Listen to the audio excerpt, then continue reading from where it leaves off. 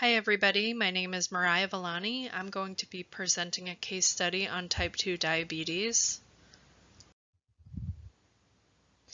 This is a case study on Don.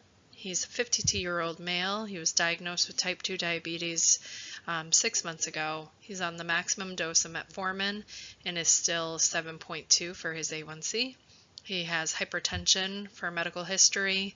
He is taking lisinopril 20 milligrams daily for that, and he's also on metformin 1,000 milligrams twice a day with meals.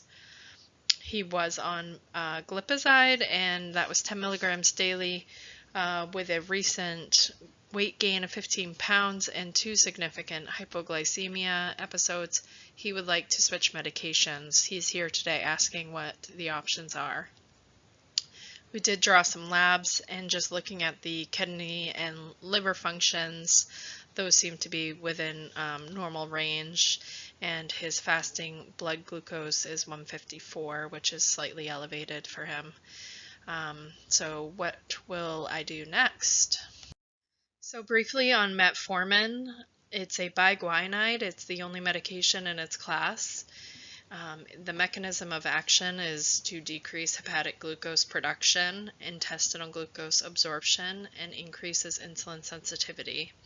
It's affordable, it's generally tolerated, there's no hypoglycemic effects, and there is slight weight loss with this medication. It's a first-line therapy for type 2 diabetics. The side effects are mostly GI related. About 30% of patients will have diarrhea, but it is to note that these side effects should diminish with time as the body tolerates the medication, and it is contraindicated for renal patients. The black box warning is lactic acidosis. The goals for type 2 diabetes, the A1C should be 7.0 or less per the ADA, yet this goal should be tailored to the individual. Don is a generally healthy 52-year-old with only one comorbidity of hypertension. Therefore, we assume he has a long life to live. Lowering the A1C will have the potential of improvement in microvascular complications, yet should be balanced to decrease the risk of hypoglycemia and other adverse effects of treatment. Decrease blood sugar to near normal levels, which is 80 to 130 preprandial plasma glucose and less than 180 for a 2-hour postprandial. Reduction in blood pressure and lipids is also important. Blood pressure goal for Don, who is a lower risk of cardiovascular disease, is less than 140 systolically and less than 90 diastolic. His lipids are not an issue at this point, but should be continued to be monitored. And these guidelines are per the ADA 2019 guidelines. Lifestyle changes with a patient, oriented self-management, and so this will include diet, exercise, and decreasing stress. Patients with newly diagnosed diabetes should participate in a comprehensive diabetes self-management education program, which includes individualized instruction on nutrition, physical activity, optimizing metabolic control, and preventing complications. Referring to a diabetes educator or nurse would be recommended for close follow-up on these goals. Let's talk about dulaglutide, which is Trulicity. It's a GLP-1 agonist, which stands for glucagon-like peptide. It is a naturally produced peptide in the small intestines, and it acts on the incretin system.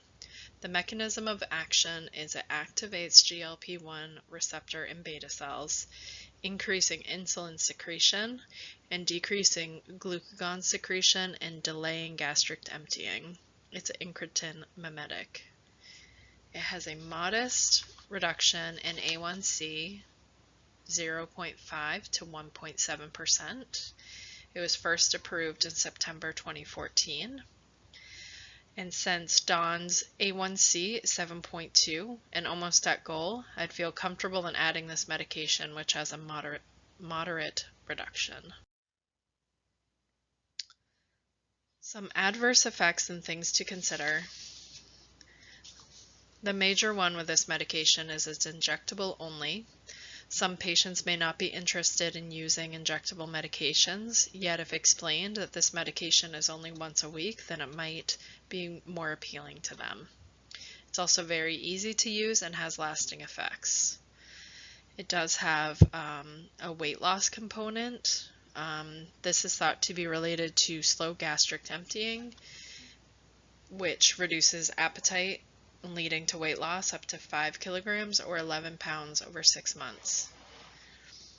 Along with metformin, there are no hypoglycemia effects with this medication. Of course, we still want to give education to Dawn about the signs and symptoms of hypo and hyperglycemia. This medication is expensive. The cost of dulaglutide is anywhere from $600 to $800 for 4 pre-filled single-dose pens. It may be covered by some insurances. There's also coupons available, and it might be covered by Medicare Part D. I read that it is cheaper to do a 90-day supply instead of a 30-day supply as well. Side effects are similar to metformin in that they are usually GI related. This includes nausea, vomiting, and diarrhea. Loss of appetite and stomach pain may also be common, but people with severe GI disease should not use this medication since it can exacerbate those effects. With metformin, the GI effects seem to decrease or subside over time, so this should be mentioned to Dawn as well. It's suggested to not take this medication with alcohol. Alcohol can lead to hypo or hypoglycemia, even in small amounts, and it should be especially avoided on an empty stomach or after exercise. Although if blood sugar control is well controlled, alcohol should be limited to 1 drink for women and 2 drinks for men a day.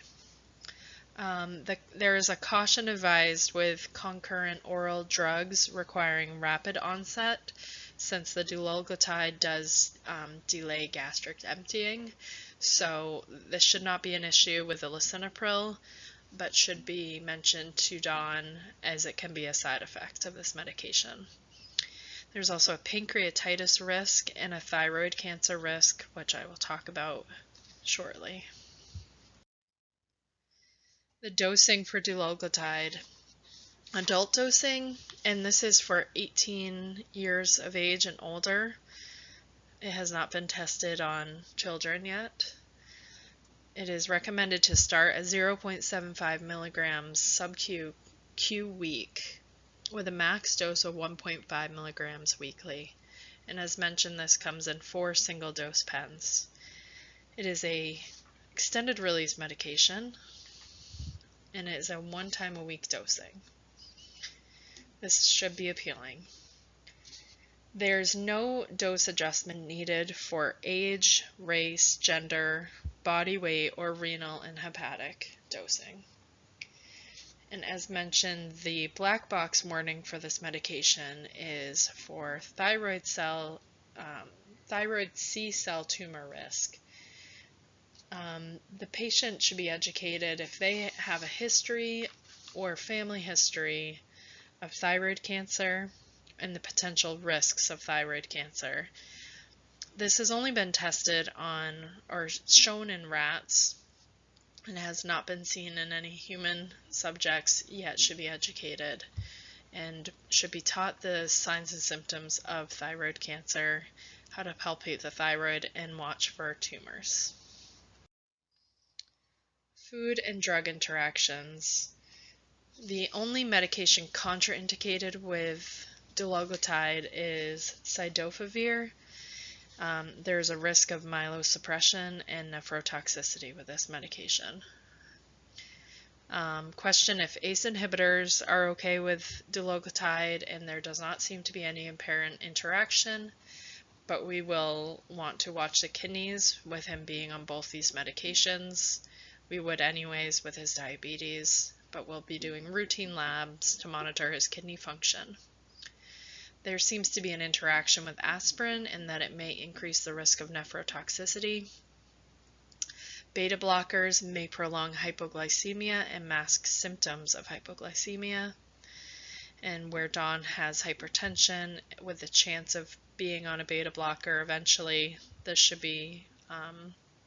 education should be given to him. Again, it does decrease gastric emptying, so we want to look at meds, especially ones with narrow therapeutic window. And finally, the patient teaching. What should Dawn know about this medication? We should educate him about the signs and symptoms of pancreatitis. If he's having any severe abdominal pain that radiates to the back with or without vomiting, he should call me or go to the emergency room right away.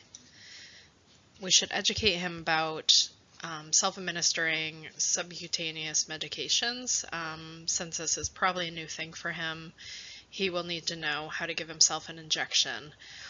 I will arrange for him to have follow-up with either a nurse or diabetic educator to ensure that he is performing his technique is correct.